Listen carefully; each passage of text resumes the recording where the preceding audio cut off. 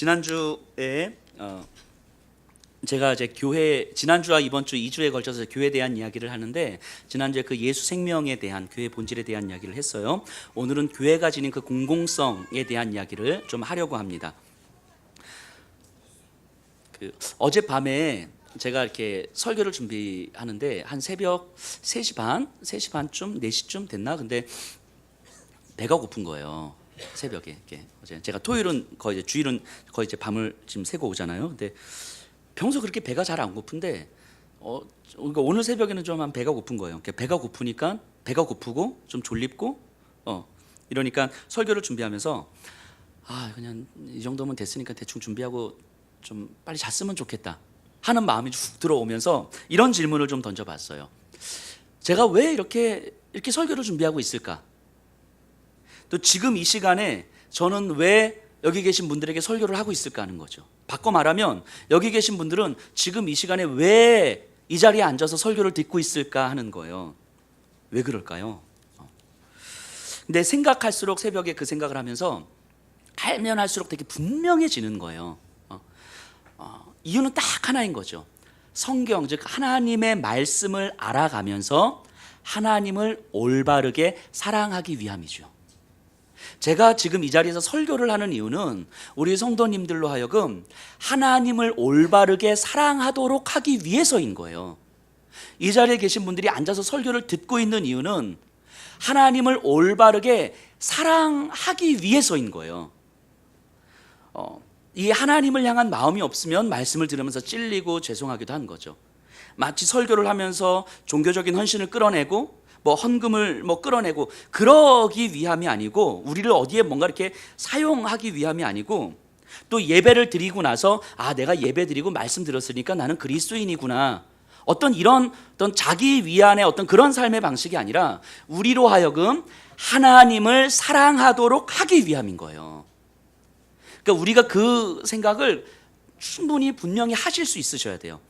하나님을 충분히 사랑하지 않으면서도 우리는 얼마든지 종교적 위안을 얻을 수 있거든요.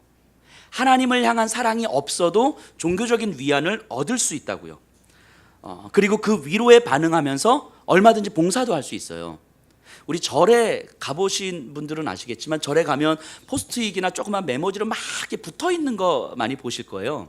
거기에 다 뭡니까? 내가 바라는 거를 막 적잖아요. 건강, 취업, 결혼, 자녀, 등등등 이렇게 막 적어 놓잖아요. 저도 예전에 이런 거 이렇게 녹화되는데 이런 거 얘기해도 되는지 모르겠는데, 강원도 성모도에 가면 이제 보문사라는 절이 있는데 거기서 이제 절에 기와 올리는 거 있잖아요. 그때는 2만 원 내고 기와 올렸거든요. 저도 2만 원 내고 기와 올렸어요. 거기다 이렇게 썼어요. 몇 년 몇 월 예수 그리스도 이름으로 해서 이렇게 절에 기와를 올렸던 기억이 나는데, 근데 그 기와 올리면서 막 자기의 바람을 막 투영하잖아요. 근데 그러면서 종교적 위로를 받아요, 그 사람들이. 이런 게 종교적 위로죠. 그러니까 불교든 뭐든 거기서 어떤 종교적 행위를 하면서 내 안에 마음이 평안해지는 것을 경험할 수 있다고요. 근데 우리가 교회를 다니면서도 하나님을 사랑하는 것과 상관없이 우리가 경험할 수 있는 그런 종교적 위로를 얼마든지 받을 수 있다고요. 근데 이런 건 기독교가 아니죠. 기독교가 아니죠. 자, 기독교는요, 하나님을 사랑하는 거예요. 우리가 예배드리고 찬양하고 기도하고 설교 듣고 하는 그 모든 것들은 우리로 하여금 하나님을 사랑하도록 하기 위해서 주어진 거예요. 우리의 모든 것을 통해서 우리는 하나님을 사랑해야죠. 물론 이거를 가지고 그러니까 하나님을 사랑하기 때문에 다른 건 사랑하면 안 돼, 이렇게 어떤 이분법적으로 생각하지 않으셔도 돼요. 돈 사랑하셔도 돼요. 괜찮습니다. 자녀들 사랑하셔도 되고 이렇게 다 사랑하셔도 돼요. 그런데 그것들보다 비교할 수 없을 정도로 하나님을 사랑하는 사람들이 그리스도인이죠. 다른 것들을 다 사랑해도 되는데 그것들보다 훨씬 더 하나님을 사랑하는 자들이 그리스도인이란 말이죠. 자, 우리가 이렇게 이해를 하셔야 돼요. 죄라고 하는 건요, 우리로 하여금 좋은 것을 궁극적인 것으로 만들어주는 거예요. 예를 들면 돈은요, 나쁘지 않아요. 돈은 좋습니다. 그래서 돈을 사랑하셔도 돼요. 돈이 있으면 적당히 쓰세요. 맨날 선교한다 구제한다 하면서 맨날 몸빼바지 입고 이러지 마시고 그냥 좋은 옷도 적당히 입으시고 좋은 것도 드시고 하세요. 그런데 돈은 좋은 거지만 돈을 궁극적으로 사랑하면 그게 죄란 말이죠. 자녀들은 너무 사랑해야 되지만 자녀들을 궁극적으로 사랑하면 그게 죄가 되는 거예요. 힘과 권력, 건강 마찬가지입니다. 이런 거 다 사랑해도 돼요. 하지만 이것을 궁극적으로 사랑해버리면 그게 죄가 되는 거예요. 우리가 궁극적으로 사랑해야 될 대상은 하나님인 거죠. 다른 거 다 사랑해도 되는데 이것들이 우리에게 궁극적 사랑이 되어서는 안 된단 말이죠. 그래서 좋은 것을 궁극적인 것으로 만들어버리는 것이 바로 죄인 거죠. 여기 계신 분들은 궁극적으로 하나님을 사랑하는 사람들인 거죠. 하나님을 사랑하는 사람들. 그렇기 때문에 우리의 일상을 우리가 사랑하지만 우리의 일상 속에서 하나님의 지혜와 하나님의 일하심을 발견하기를 애쓰는 거예요. 제가 지금 이 시간에 설교를 하는 이유가 그것 때문인 거죠. 여러분들로 하여금 하나님을 사랑하도록 하기 위해서. 여러분들이 설교를 듣고 있는 이유가 지금 그 이유 때문인 거죠. 그래서 여러분들의 일상에서 하나님을 더 사랑하기 때문에 하나님의 지혜를 발견하고 거기에 내 삶을 맞추어 가는 거죠. 그래서 우리가 예배를 드리고 말씀을 듣는 거 아니겠습니까? 그렇기 때문에 예배 드리고 딱 나가시면서 뭐 좋은 말씀 들었네. 여 목사 보기보다 설교 잘하네. 뭐 이러고 돌아가시면 안 돼요. 그건 아무 의미 없는 거예요. 그런 거. 예배 듣고 나가시면서 정말 내 안에서 하나님을 얼마나 사랑하지 않았는지에 대한 반성과 또 하나님을 사랑하고 싶은 그 열망들이 우리에게 들어와야 되는 거예요. 자, 하나님을 사랑하는 것, 바로 여기에 공공성이라는 개념이 나옵니다. 자, 공공성이란 사실 알고 보면 별거 아니에요. 하나님을 사랑하기 때문에 하나님께서 원하시는 질서에 나를 맞춰가는 거예요. 이게 공공성이에요. 그러니까 하나님을 사랑하기 때문에 하나님께서 원하시는 질서를 보고 거기에 내 삶을 맞춰가는 것. 이게 공공성의 개념이에요. 그래서 하나님께서 원하시는 질서, 이 땅에 이루어지는 하나님의 나라에 내 삶의 방향을 맞추어 가는 거죠.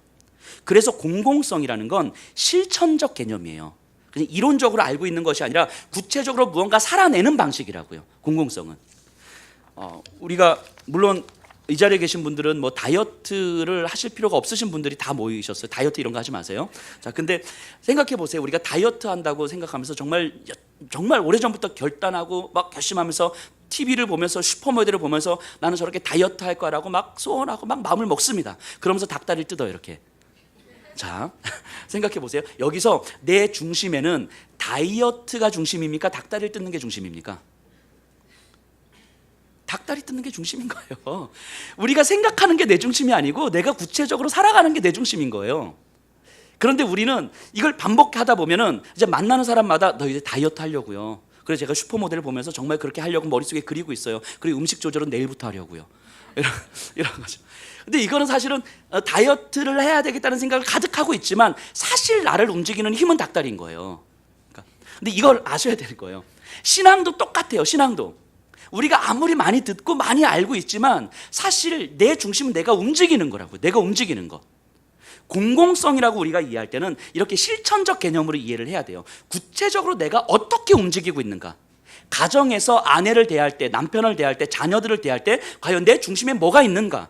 직장에서 일을 할 때 내 중심에 뭐가 있는가. 내가 어떻게 움직이고 있는가. 구체적으로 내가 움직이는 모습이 내 중심이라고요. 우리가 알고 있는 것이, 생각하는 것이 내 중심이라고 오해하는 것을 깨트려야 된다고요. 닭다리를 내려놓으셔야 되는 거예요. 닭다리를.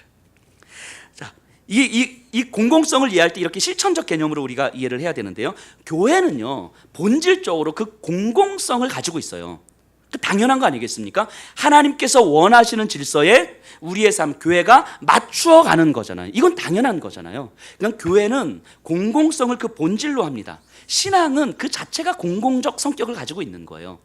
자, 이걸 잘 보여주는 말씀이 오늘 읽은 요한복음 3장 16절이거든요. 하나님이 세상을 이처럼 사랑하사 독생자를 주셨으니 이는 저를 믿는 자마다 멸망치 않고 구원을 얻게 하려 하심이라. 자, 하나님이 세상을 사랑하셨다고 이야기해요. 어떻게 사랑하셨다고요? 당신의 아들, 즉 자신의 전부를 내어주는 방식으로 사랑하셨어요. 이거를 성육신이라고 하죠. 창조주 하나님께서 피조물이 되신 거예요. 그러니까 자신의 모든 영광을 다 버리고 이 땅에 인간이 되신 거죠. 비참한 인간의 모습으로 오신 거죠. 십자가의 죽음은요, 성육신의 확장된 개념인 거죠. 그러니까 창조주가 비참한 이 땅의 자리로 오셔서 더 비참한 자리로 내려간 사건이 십자가의 사건인 거잖아요.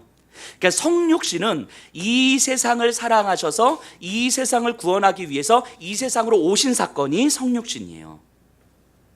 그러니까 아무 구원의 여망마저 없고 아무런 소망도 없고 빛도 없는 이 인간의 삶 속에서 인간의 삶을 통해서도 하나님께서 원하셨던 질서가 이 땅에 가능하다는 것을 보여준 사건이 성육신이죠. 인간의 삶을 통해서도 어떻게 하나님을 사랑하고 순종할 수 있는지를 보여주는 사건이 성육신이었던 거예요. 즉 성육신은요, 이 세상을 사랑해서 이 세상으로 오신 사건이 성육신이에요. 그래서 이 세상 안에서 하나님을 어떻게 사랑하는지를 보여주는 사건이에요. 그러니까 하나님께서 우리를 구원해 주시기 위해서 하늘로 끌어올려 주신 게 아니에요. 너 하늘로 올라와, 내가 너를 구원해 줄게. 이게 아니고 하나님이 내려오셔서 이 땅에서 하늘의 풍성한 삶이 가능하다는 것을 보여준 사건이 바로 성육신이라고요. 그러니까 이 성육신, 그렇기 때문에 이 성육신 사건 자체가 바로 공공성을 띠고 있는 거죠. 공공성을. 그래서 이 세상을 사랑하기 위해서 이 세상으로 오신 하나님의 사랑을 입은 우리는 이 세상을 사랑하기 위해서 세상으로 가야 되는 거예요. 이게 교회잖아요. 이게 성육신이잖아요. 교회가 세상을 향하여서 성육신해야 되는 거잖아요. 하나님이 우리가 되셨던 것처럼 우리가 세상이 되는 거죠. 그리고 세상이 되어서 그 세상 안에서 어떻게 하나님을 사랑할 수 있는지를 보여주는 거죠.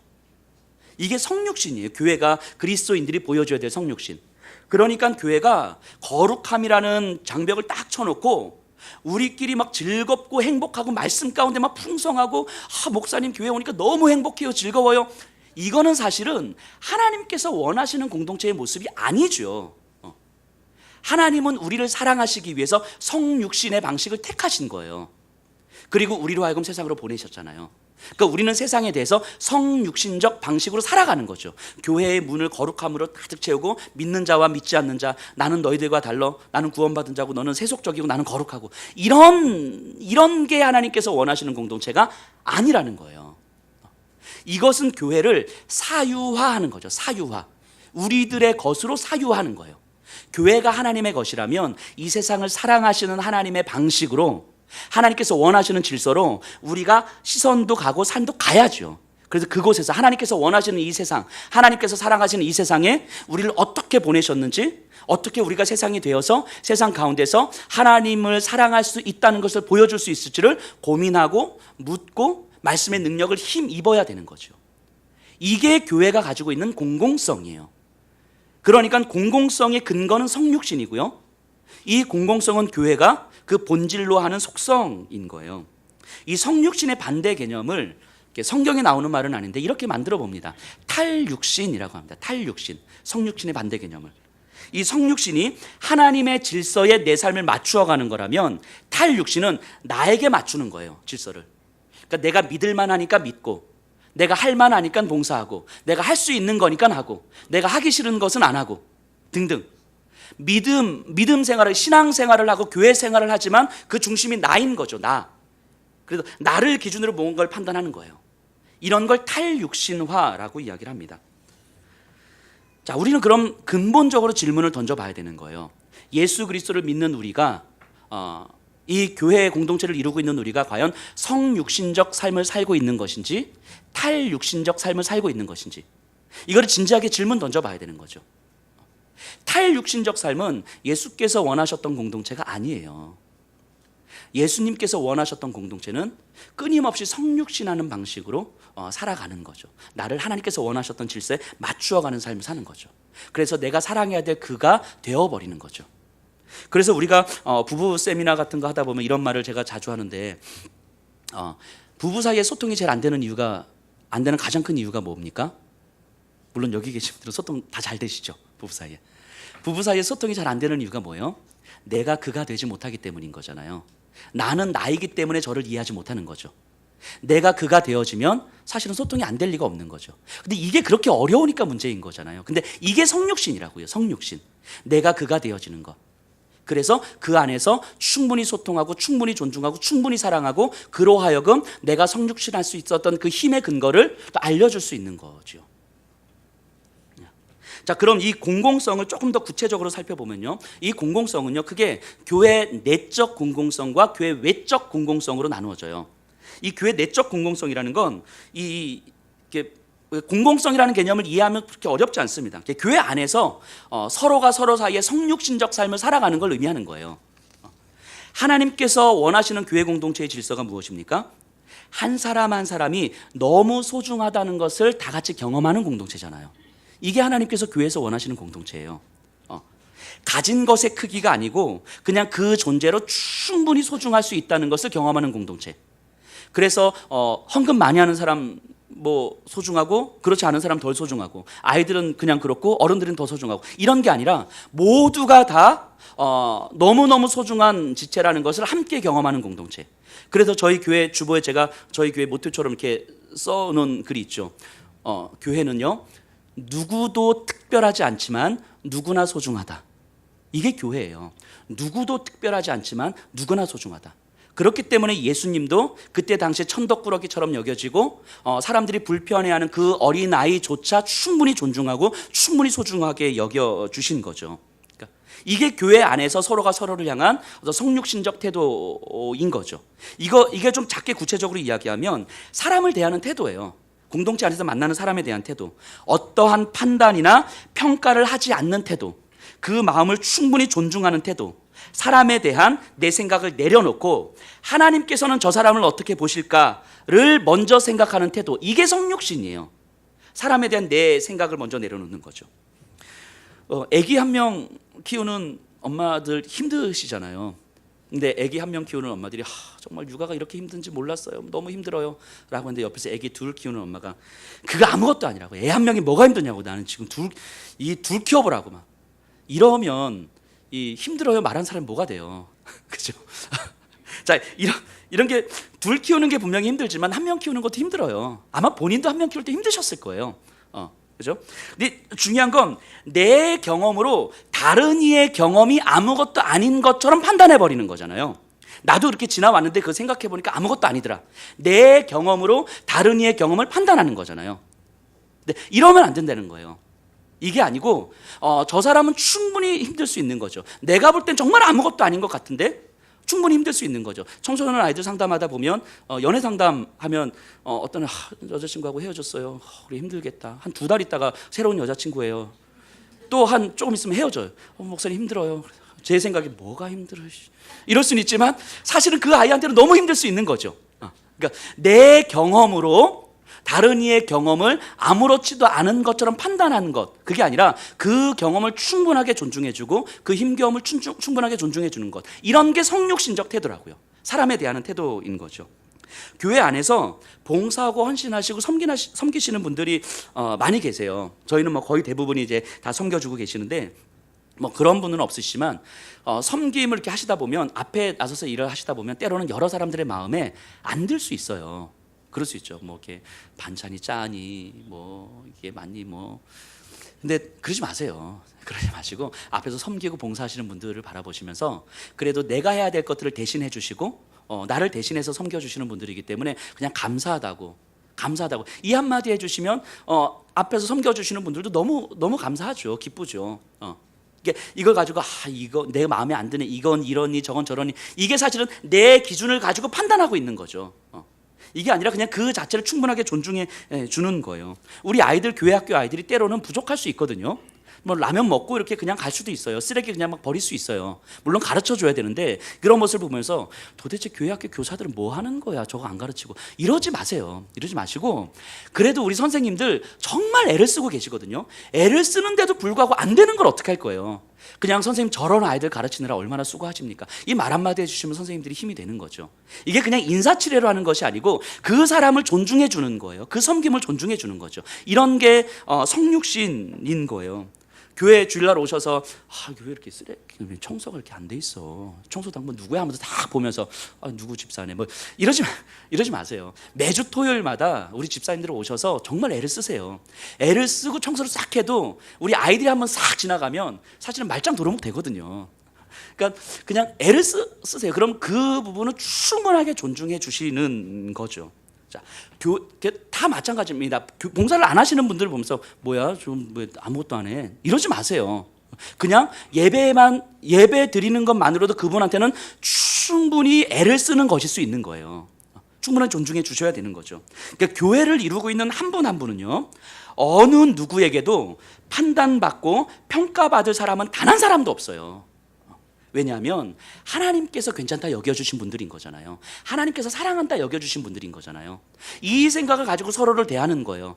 누구도 판단받을 만한 사람은 없어요. 우리가 그 태도를 갖는 것이 바로 교회 내적 공공성인 거죠. 이걸 조금 더 나아가면 교회 내적 공공성을 위해서 서로를 섬길 수 있는 구조를 만들어 가야 되는 거죠. 점점 갈수록 시대가 점점 그렇게 가는 거죠. 개인주의적 성향이 너무 강하니까 그냥 교회에서도 그냥 내가 딱 예배드리고 가고, 특별하게 사람들에 대해서 판단도 안 하고 평가도 안 하고 그냥 관계도 안 맺고 나 혼자 예배드리고 가는 거죠.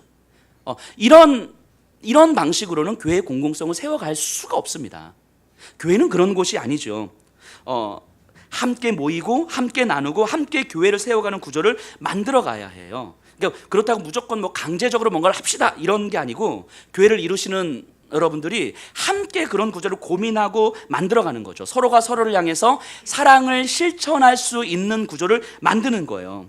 자발적으로 뭔가를 만들어가는 거죠. 이 그룹 자체가 이제 하나가 소그룹인 것이고, 뭐 교회 부서인 거고 봉사 부서들이 되겠죠. 그리고 그 외에도 얼마든지 다양합니다. 그냥 목회자가 이거 하라 그러니까 하고 이런 게 아니고, 우리가 서로 사랑할 수 있는 구조를 함께 만들어가는 거예요. 하나님을 사랑한다는 건 서로를 사랑하는 모습을 보면 알 수가 있는 거죠. 하나님을 사랑한다 하면서 형제를 사랑하지 않는 자는 거짓말하는 자라고 이야기하잖아요. 근데 미워하지도 않지만 사랑하지도 않는, 전혀 관심 갖지 않는 그런 삶의 방식은 사실은 교회 공동체, 예수께서 원하셨던 교회 공동체가 아닌 거죠. 우리가 함께 사랑할 수 있는 구조를 천천히 만들어 가야 돼요. 물론 그렇다고 어제까지 단 한마디도 안 했던 분들하고 저 이제부터 집사님을 사랑하기로 했습니다, 안아주시, 이러시면 안 돼요. 그냥 자연스럽게 우리가 사랑할 수 있는 구조를 만들어 가야 되는 거죠. 저희 교회에 이제 한 5월 중순이면 이제 교체되죠. 의자가 교체가 돼요. 이렇게 이 교체가 되는데, 이게 언제 결정을 하셨냐면 제가 태국에 있을 때 결정을 하셨더라고요. 태국에 있는데 사진을 딱 보내주셨어요. 그 영수증을, 계약서 영수증을. 저한테 말씀도 안 하시고 그냥 결정했다고 이제 통보를 해주셨어요. 그게 바뀔 거예요. 근데 저는 이렇게 참 좋은 거예요. 이런 게 참 좋은 거예요. 교회가 목회자 한 사람에 의해서 꼭 목회자의 결재를 받아야 되고, 목회자가 하라는 거 이렇게 딱딱하고, 이거 사실은 사랑의 공동체가 아닌 거잖아요. 시키니까 하는 거죠. 목사가 시키니까 뭐 안 할 수는 없고 꾸역꾸역 하게 되는데, 하다 보니까 지치고 힘든데 이거를 안 하면 또 목사님도 어떻게 얘기해, 이런 고민을 하면서 이런 게 아니고, 우리 순장님들이 모이셔서 뭐 이렇게 이 의자가 좋다고 하시는 분들도 있지만, 또 어떤 분들은 허리가 불편하다 하시고 또 집중이 안 된다 하시고 여러 가지 또 무서지기도 하고 이러니까, 우리 교회 공동체를 생각했을 때 우리가 의자를 교체하는 게 좋겠다라고 본인들끼리 말씀하셔서 본인들끼리 진행을 하시고 결정을 하시는 거예요. 거기에 목회자가 개입 안 해도 되는 거예요. 얼마든지. 이게 뭐 의자 교체뿐만이 아니고 어떤 것도 마찬가지인 거죠. 그래서 나중에 이렇게 통보하지 말아주세요. 목사님 설교자를 바꾸기로 했습니다. 이러지 말아주시고. 근데 교회에서 이루어지는 모든 것들을 우리 성도님들이 그렇게 만들어가는 거예요. 그렇게. 왜냐하면 교회 공동체를 생각했을 때 이런 게 필요하지 않을까? 우리가 이렇게 하면 좋지 않을까? 하면서 같이 만들어가는 거죠. 거기에 목회자는 점점 빠져 있는 거죠. 그렇게 만들어가는 공동체가 저는 참 좋은 것 같아요. 감사하고. 그래서 저희 순장님들한테 얼마나 감사한지 몰라요. 감사합니다. 자, 이 교회가 이렇게 만들어져 갈 때, 서로가 신뢰하고 서로가 함께하고 서로가 사랑하는 공동체로 만들어져 갈 때, 이게 교회의 내적 공공성이라고 하는 거죠. 그 교회의 외적 공공성도 마찬가지입니다. 교회가요, 세상에서 이루어질 하나님의 질서를 향해서 내 교회의 삶의 방향을 맞추는 거예요. 하나님은요, 교회가 이 세상에서 미랄이 되기를 원하시잖아요. 이제 미랄이 돼서 땅에 떨어져 죽어야 되잖아요. 그럼 교회는요, 세상에서 죽어야 되는 거잖아요. 근데 교회가 세상에서 힘을 가지고 살려고 아둥바둥하니까 어느 순간 교회가 아니게 되는 거 아니겠습니까? 교회가 자신의 힘을 딱 구축하고 자신의 규모와 자신의 권력과 힘 안에서 이 안에서 내 성도들을 보호하면서 여기서 뭔가 행복해지게 만들려고 하는 그 순간 이미 그것은 교회가 아닌 거죠. 교회는 세상에서 죽어야 되잖아요. 세상을 향해서 나가서 거기서 죽어야지 거기서 열매를 맺는 거 아닙니까? 즉 하나님의 질서를 위해서 교회가 어떻게 세상을 향해 성육신할 것인지를 고민하셔야 되는 거예요. 이 외적 공공성에 대해서는 저희 예수평화교회가 갖고 있는 그 비전들을 좀 함께 나누면서 우리가 함께 고민해 보면 좋겠다는 생각을 해봅니다. 예수평화교회가 이제 안중에 한 2년여 된 것 같아요. 이제 2년 조금 넘은 것 같아요. 왜 안중으로 왔을까? 사실은 저도 잘 모르겠거든요. 예전에는 안중에도 없었는데 어느 순간 안중에 있게 됐어요. 자, 이런 고민하는 거죠. 왜 하나님이 이 예수평화교회가 저 동탄도 아니고 호매실도 아니고 저 고덕도 아니고 오산도 아니고 왜 여기 평택 안중이라는 곳에 세워졌을까요? 사실은 정말 의도하지 않았던 결과인데, 그러니까 제 개인적으로 보면 제가 의도하지 않았던 결과인데 이 안중이라는 지역이 그럼에도 불구하고 이곳에 세워져서 2년여 시간을 이제 보내면서 들어오는 확신은 뭐냐면 하나님께서 우리를 저와 여기 있는 성도님들을 이곳으로 끌고 오셨다라는 거예요. 내가 그냥 의도적으로 처음부터 계획해서 저는 안중에 개척하겠습니다 이게 아니라 모든 계획들이 다 틀어지면서 결국 안중에까지 오게 된 이유는 하나님께서 우리를 끌고 오셨다라는 거예요. 그렇다면 하나님께서 우리를 끌고 오셨다면 끌고 오신 하나님의 이유가 있겠죠. 그럼 예수평화교회는 이 땅에 존재하는 한 하나님 우리를 이 안중 땅으로 끌고 오신 이유가 무엇입니까를 끊임없이 물으면서 가는 거잖아요. 우리가 이러니까 행복해요, 저러니까 행복해요가 아니고 이렇게 사람들 많아졌어요, 우리가 교회 건축도 이렇게 했어요, 이런 게 아니고 하나님 우리를 이 안중 땅 가운데 세워주신 이유가 무엇입니까를 계속해서 묻고 가는 거잖아요. 묻고 고민하고 그것에 대한 답을 가지고 또 움직이고 실천하고, 이게 교회가 예수평화교회가 존재해야 되는 이유 아닙니까? 이 질문은 목사가 던지는 것이 아니고 여러분들이 함께 던져가는 거예요. 그래서 한 2년여 지나면서 이런 생각을 좀 해봅니다. 먼저 다음 세대들을 한번 고민해봐요. 제가 처음에 와서 이 지역에 전도하러 다니는데 전도하면서 어떤 아이를 만났어요. 또 막 돌다가 한 1시간 정도 지나서 왔는데 얘가 또 있어요, 여기. 그래서 또 한참 얘기하다가 또 이렇게 돌고 왔는데 얘가 또 있어. 근데 이런 아이들이 되게 많은 거예요. 뭐 딱히 어디 갈 데도 없는데 뭐 이런 방황하는 아이들. 그리고 어떻게든 공부는 하기 싫은데 그렇다고 딱히 하고 싶은 것도 없는 그런 아이들. 애정 결핍에 낮은 자존감에 미래에 대한 생각조차 귀찮아하는 아이들. 이런 아이들이 이 지역에 너무 많은 거예요. 물론 이 세대 자체가 그렇긴 하지만 이 안중 지역을 보면서 그런 다음 세대 아이들을 너무 많이 보게 됩니다.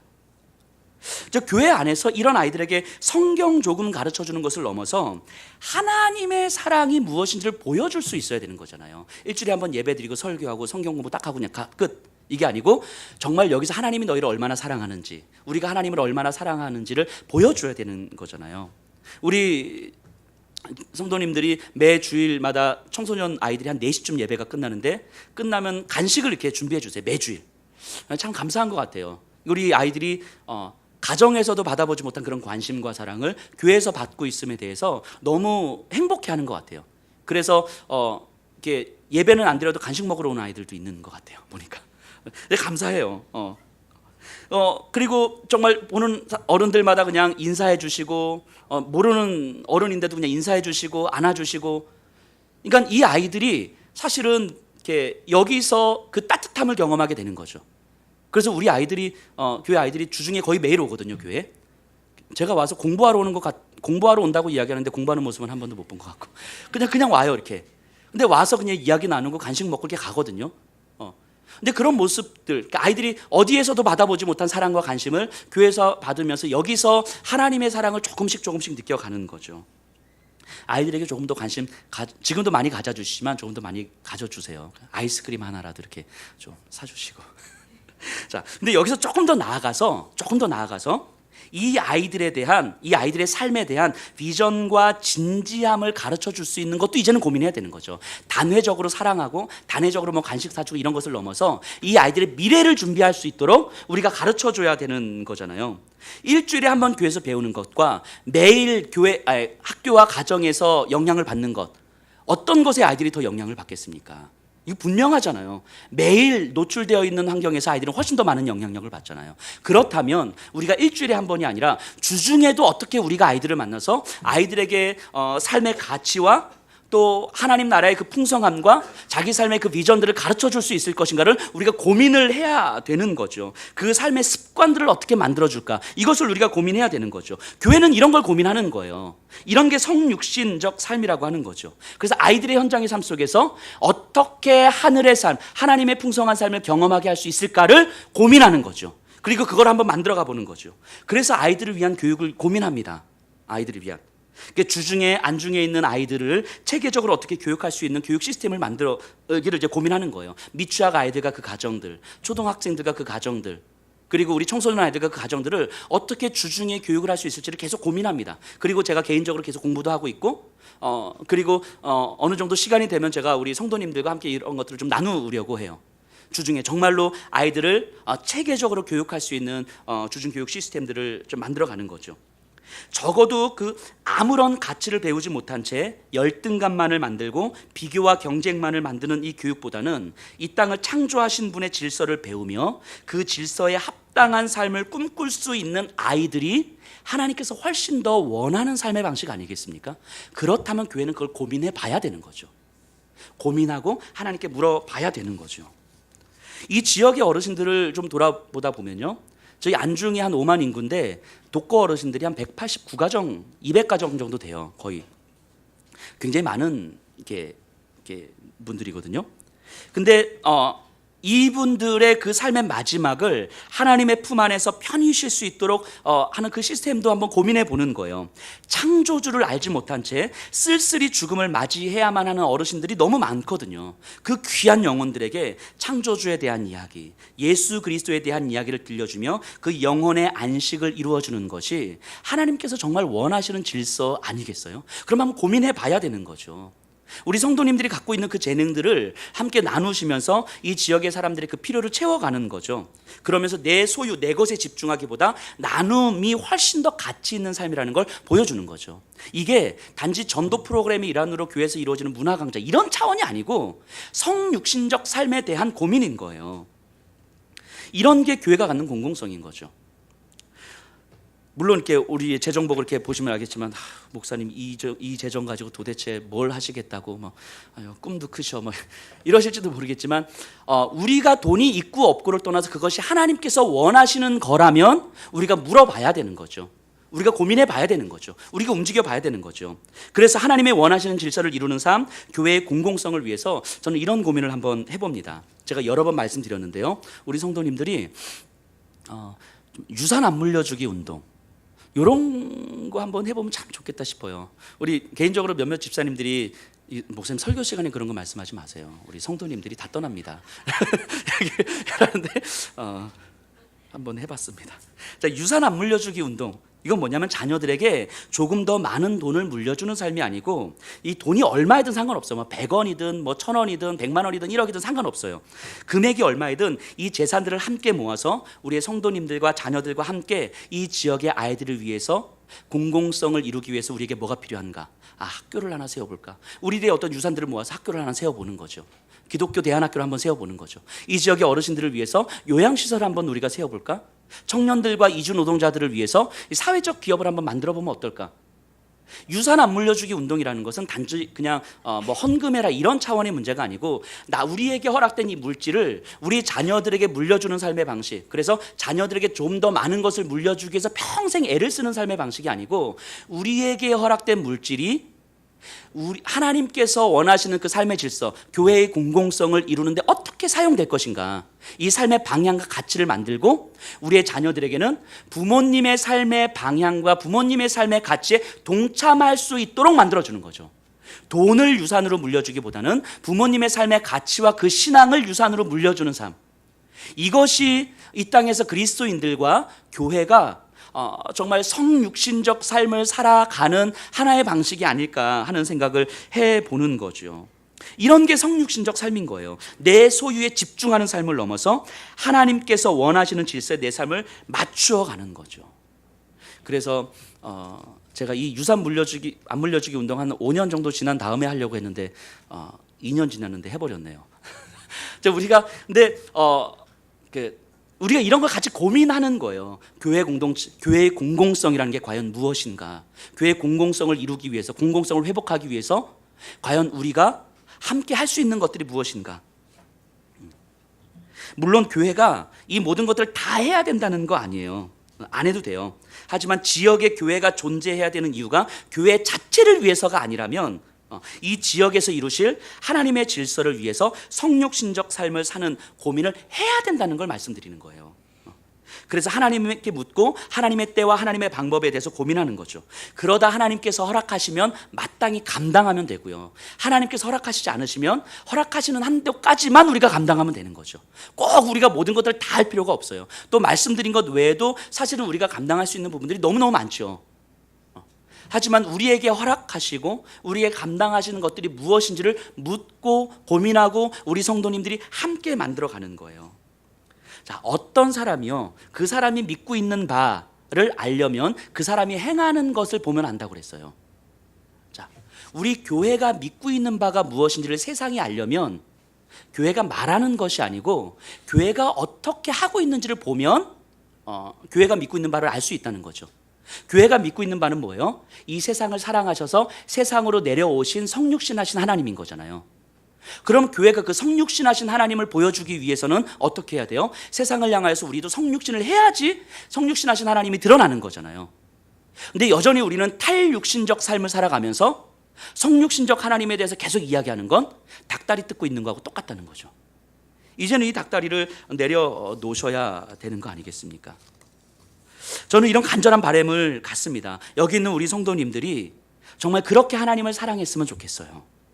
하나님을 사랑하기에 성육신적 삶을 고민하고 우리 예수평화교회가 그런 교회로 세워져 가기를 함께 몸부림쳤으면 좋겠어요. 하나님의 말씀이 여러분들의 삶에서 진짜가 되는 삶을 경험해 봤으면 좋겠어요. 우리의 머릿속에서 막 맴도는 그런 게 아니고 내 구체적인 삶의 현장에서 하나님의 말씀이 진짜구나라는 것을 경험해 봤으면 좋겠어요. 그래서 돈이 좀 없어도 충분히 살 수 있다는 것이 다른 사람은 몰라도 적어도 여기 계신 분들 사이에서는 함께 경험이 되고 함께 고백하고 함께 울어줄 수 있으면 좋겠고요. 세상에서는 부족한 것이 많아도 적어도 여기 있는 분들 사이에서는 하나님의 질서를 꿈꾸며 살아가는 삶이 나를 들뜨게 만들고 내 가슴을 벅차게 만든다고.